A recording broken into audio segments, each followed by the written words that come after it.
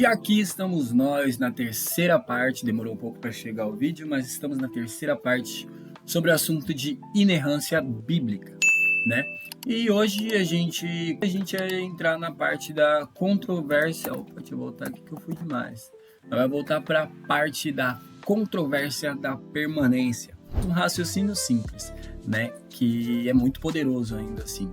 Se a mensagem é de origem divina e destinada a toda a humanidade, o seu autor, né, o criador, teria interesse e o poder de garantir que ela não se perdesse nas areias do tempo ou nas chamas da guerra, né? Ela teria que perdurar o tempo.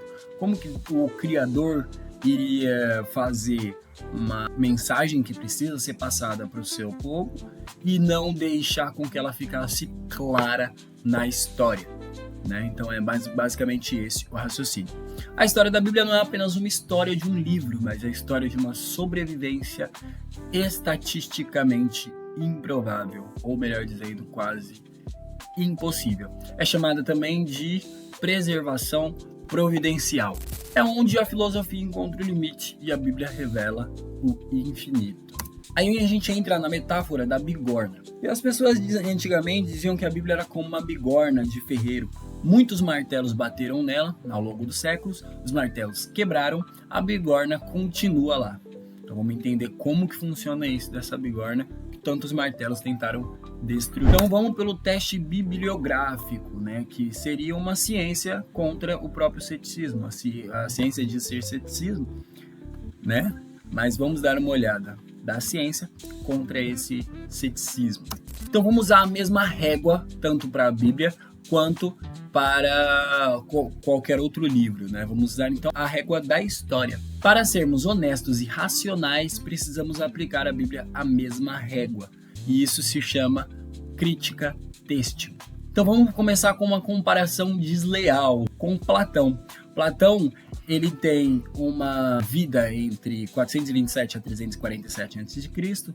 A cópia principal das suas obras foram de 895 depois de Cristo, o que dá uma distância de 1.200 anos aproximadamente. Ela segue um padrão comum dos textos da antiguidade. Não possuímos os originais escritos por ele, mas sim uma tradição de cópias manuscritas que atravessaram os séculos, né? E mesmo ele sendo um grande pilar da filosofia ocidental, o número de manuscritos são muito pequenos, né? Sendo cerca de 210 manuscritos conhecidos e desses apenas 15 são considerados, eu acabei errando aqui, primários ou de grande importância. Antes dos grandes livros medievais, os códices, existem fragmentos de papiro que datam de muito mais perto da vida de Platão. Os achados de Oxirrinco foram encontrados no Egito, diversos fragmentos de diálogos como a República e Fédon, datando do século 2 e 3 depois de Cristo. Esses fragmentos, eles ajudam os estudiosos a confirmar que o texto que temos hoje, né, esse nome aqui 39 que eu não sei o que é, do século 9, é o mesmo que circulava 700 anos antes. Então a gente tem esses fragmentos que mostram e esses achados comprovam que esse texto seria verossímil, mesmo com essa quantidade muito pequena de cópias de manuscritos. Vamos para a Ilíada, a que tem mais cópias, exceto a Bíblia, né? É a que tem mais cópias na nossa história. Embora existam, né, fragmentos de papiro muito mais antigos do século 3 a.C., eles cobrem apenas partes pequenas da obra. O abismo de quase 2 milênios entre o autor e o primeiro livro completo que chegou até nós é um dos maiores desafios da filosofia clássica. Existem mais de 1000 fragmentos, né, de papiro encontrados principalmente no Egito, datando do século 3 em diante. Eles são as evidências físicas mais próximas da época de Homero, mas raramente contêm o poema completo. Manuscritos medievais, que são cerca de 300 manuscritos medievais, como a Venetus A, produzidos entre o século 9 e o século 15 depois de Cristo, estes costumam ser mais completos e são os que usamos para a tradução moderna. Essa abundância de cópias, embora muitas sejam apenas fragmentos, é o que permite aos historiadores comparar as versões e reconstruir o texto original com alta precisão. Então a gente vê que a composição original da Ilíada foi em 750 a.C. e a cópia principal vem em 950 depois de Cristo, dando um gap aqui de 1800 anos, o que é bastante. Mas ainda assim, em relação à história, é o suficiente para a gente poder fazer uma reconstituição daquela história, daquele material que compõe a cultura humana. E agora vamos ao Novo Testamento. A grande comparação desleal começa agora. O Novo Testamento, eu já vou começar aqui pelo resumo dela. O Novo Testamento, a composição original foi entre o ano 50 depois de Cristo e o ano 100 depois de Cristo. Então foi um gap de mais ou menos 100 anos, né? Aproximadamente 100 anos, ou aproximadamente 50 anos da sua produção completa. E o papiro mais antigo, P52, que é do Evangelho de João, ele é de 125 depois de Cristo, que é uma cópia. E um códice completo foi de 350 depois de Cristo. Primeira cópia inteira da Bíblia, fora dos livros que já têm suas cópias anteriores, né? O Novo Testamento possui um intervalo temporal entre o original e a cópia mais antiga significativamente menor do que as obras de Homero e Platão. A composição original dos 27 livros foram escritos primeiro no século I depois de Cristo, aproximadamente entre anos 50 e 100. A primeira obra redigida foi a primeira carta aos Tessalonicenses, no ano 51 depois de Cristo, e os últimos foram os escritos de João. A cópia mais antiga, P52, é o registro físico mais antigo, um pequeno fragmento do Evangelho datado de cerca de 125. Ou seja, ele tem um intervalo entre a escrita original de João, que foi 90 a 100, e o fragmento P52 é de apenas de 25 a 50 anos. Isso é pouquíssimo. É como nós hoje pegar uma obra agora de 1950, que ainda é mais tempo, pegar uma obra de 1950 e fazer uma cópia. A chance daquele material ser fiel é extremo, porque está muito próximo da sua autoria. E as cópias completas, os primeiros manuscritos que contêm o Novo Testamento, praticamente completo, o Código Sinaítico e o Código Vaticano, datam do século IV, em 325 a 350 depois de Cristo, o que representa uma distância de cerca de 250 anos apenas do original. É como hoje pegássemos um escrito, achássemos manuscritos de 1800, 1850 e redigíssemos eles. A chance também da pureza daquele material é altíssima. Não de 1000 anos, como no caso de Homero e a Ilíada, que categorizamos como livros aceitáveis e livros fiéis à sua própria composição original. Ok? Então, pelos parâmetros puramente textuais e cronológicos, o intervalo de tempo e o volume de cópias, o Novo Testamento é considerado o mais confiável de estar intacto em relação ao original. É o mais confiável do mundo. A conclusão baseia-se em 3 pilares de crítica textual. O primeiro, o gap temporal. Enquanto a Ilíada e a obra de Platão possuem um abismo de 1200 a 1800 anos entre o autor e o primeiro manuscrito completo, o Novo Testamento tem fragmentos a apenas 50 anos do original e cópias completas em cerca de 250 anos. Quanto menor esse intervalo, menor a chance do texto ter sido alterado ou corrompido sem deixar rastros. Então, a abundância de testemunhos também é o segundo pilar, com mais de 5.800 manuscritos gregos e 20 mil manuscritos em outras línguas. O Novo Testamento permite que historiadores comparem milhares de cópias entre si. Se um escriba cometesse um erro em uma região, outras milhares de cópias em regiões diferentes serviam como backup para corrigir essa falha. Porque a gente tem que entender que não era só um tipo de grupo que estava redigindo essas cópias da Bíblia. Vários tipos de grupos, vários cristãos em diversos lugares estavam fazendo. Então, a partir do seu material ali mais próximo ao original. Então, imagina só essas pessoas fazendo essas cópias e sendo pessoas distantes às vezes umas das outras, porém mantendo a mesma veracidade textual. Essas comparações, como disse aqui, servem como um backup perfeito para a gente saber que o produto se mantém original.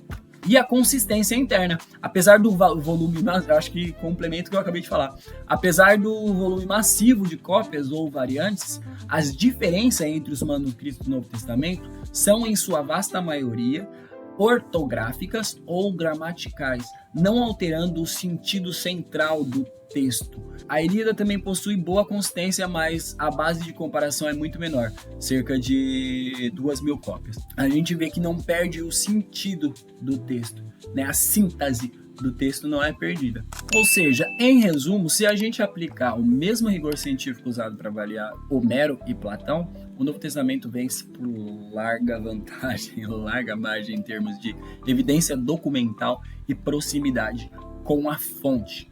Racionalmente, se duvidarmos da integridade da Bíblia, teríamos que jogar fora toda a história da filosofia grega, pois ela é muito menos documentada. Então vamos lá, a engenharia da preservação desse material, né? Os maçoretas e Qumran, agora fazendo do Velho Testamento. A ideia popular de que o texto bíblico chegou até nós como um telefone sem fio, desgastado e alterado pelo tempo, colide frontalmente com os fatos da história documental. Para entender a permanência das escrituras, é preciso olhar para a engenharia de preservação estabelecida pelos maçoretas entre o século V e o século X depois de Cristo.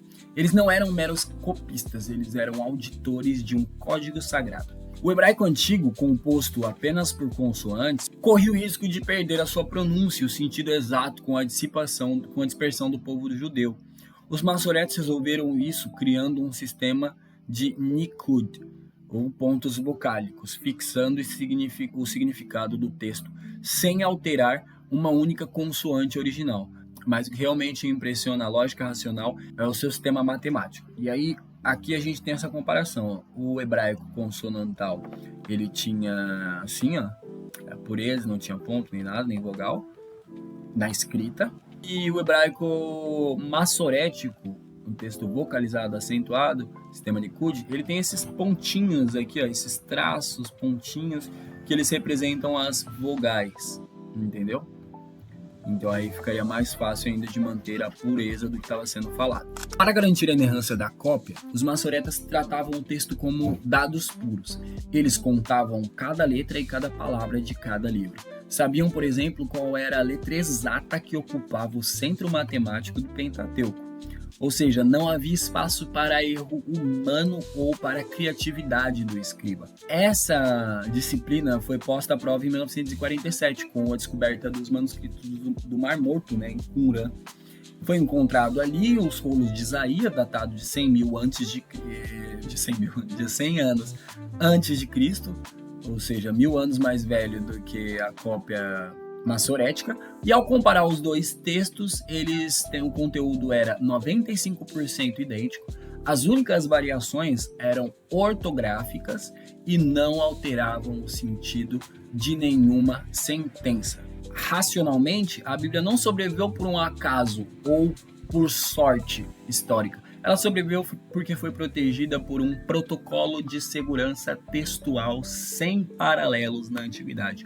Só mesmo o Criador para fazer um material que chegasse puro assim na mão das pessoas, de modo que elas conseguissem verificar e observar a história. Você vê que a Bíblia ela é projetada para a eternidade, para que todos nós conseguimos ver até que Jesus venha. Então vamos para o outro martelo. Já falamos do martelo textual, agora vamos falar do martelo da perseguição política e intelectual. Nos anos 303 depois de Cristo, o imperador Diocleciano lançou o ataque mais cirúrgico da antiguidade contra a fé cristã. Ele percebeu que o vigor daquela religião não estava apenas nas pessoas, mas principalmente no texto. O Edito Imperial ordenava que cada exemplar das escrituras fosse confiscado e queimado em praça pública, sob pena de morte para quem os escondesse. Diocleciano tentou criar um apagão cultural. Ele acreditava que se conseguisse destruir os manuscritos físicos, a memória daquela fé iria embora junto, transformando a posse da Bíblia como um ato de traição contra o Império. Só que a ironia histórica é incrível. Apenas 10 anos após o decreto da destruição, o Império Romano capitulou com o Edito de Milão, 313 d.C.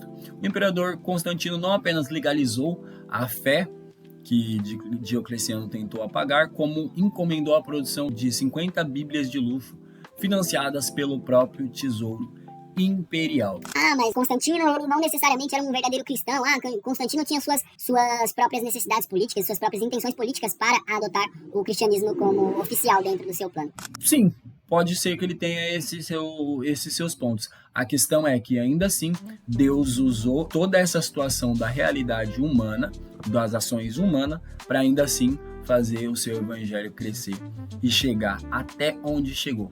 A palavra dele não foi embargada, mesmo que o imperador tentou destruir completamente a Bíblia. Então olha que interessante, o imperador destruindo totalmente e o outro posteriormente já vem com uma ideia de utilizar. No mínimo aconteceu alguma coisa aí espiritual, seja no psicológico dele ou do outro, mas aconteceu alguma coisa aí para que chegasse em todas as nações. E esse episódio serve como uma evidência racional da resiliência do texto bíblico. Diocleciano e seus éditos viraram cinzas na história, enquanto a bigorna que ele tentou estraçalhar permanece intacta, revelando que a verdade documentada é imune às fogueiras dos tiranos. O desafio de Voltaire, sei lá como pronuncia. O desafio de Voltaire. No auge do iluminismo, Voltaire profetizou que a Bíblia seria esquecida em 100 anos. Né? O que aconteceu? Décadas após a sua morte, sua própria casa foi usada por uma sociedade bíblica para imprimir e distribuir milhares de exemplares. É irônico, né? Então, toda vez que a filosofia encontra o seu limite, como Voltaire, o texto bíblico continua revelando o infinito. Não dá para destruir, podem tentar.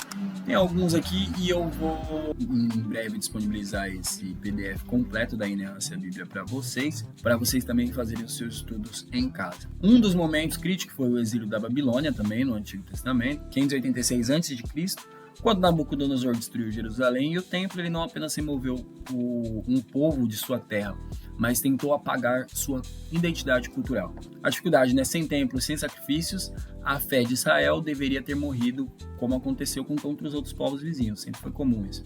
Foi justamente no exílio que o povo se tornou o povo do livro. A Torá foi preservada e copiada com rigor extremo, garantindo que a lei sobrevivesse à monarquia. A fúria do Antíoco Epifânio, 167 a.C.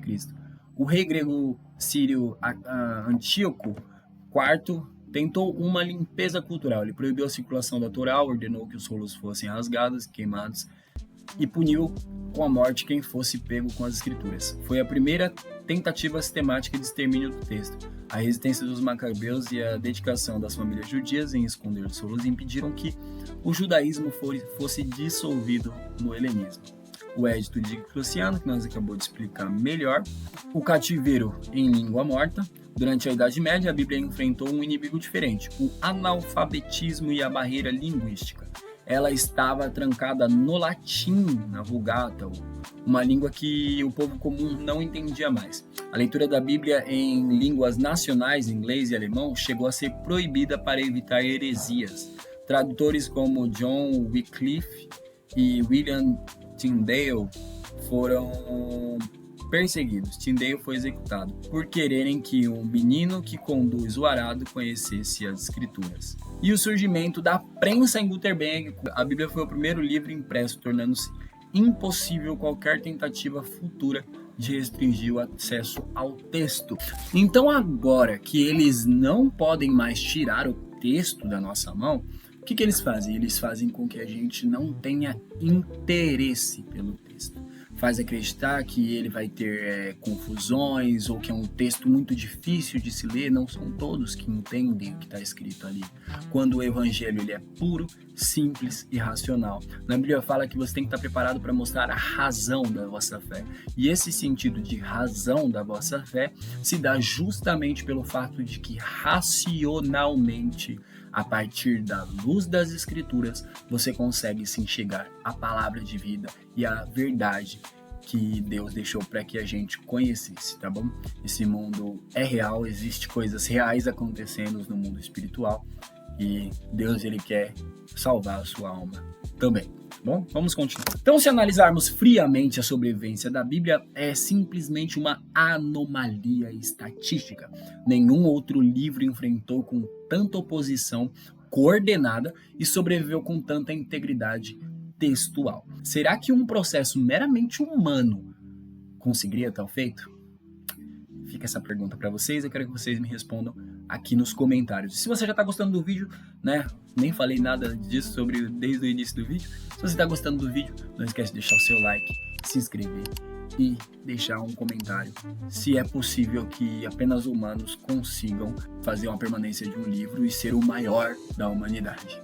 Vamos agora para o critério do constrangimento. Olha como as histórias gregas e os mitos e as coisas são rebuscadas, lindas, enquanto a história bíblica normalmente ela já é mais assim, mais realista, mais nua e crua e cheia de constrangimento. A Bíblia ela é inerrante não porque é bonitinha, mas porque é tão honesta que chega a ser desconfortável, totalmente desconfortável. Então é isso, o nosso vídeo de hoje vai parando por aqui, a gente continua na parte 4, é uma série mesmo de inerrância bíblica, acabou se tornando uma série mesmo de inerrância bíblica, eu esperava que fosse 2, 3 vídeos, mas o assunto vai longe. Se você gostou desse vídeo, não esqueça de se inscrever, de dar like, de deixar o seu comentário aí embaixo sobre esse assunto, o que você acha, quais pontos você acha que a Bíblia erra e falha, ou quais pontos você consegue perceber conexão perfeita com a realidade.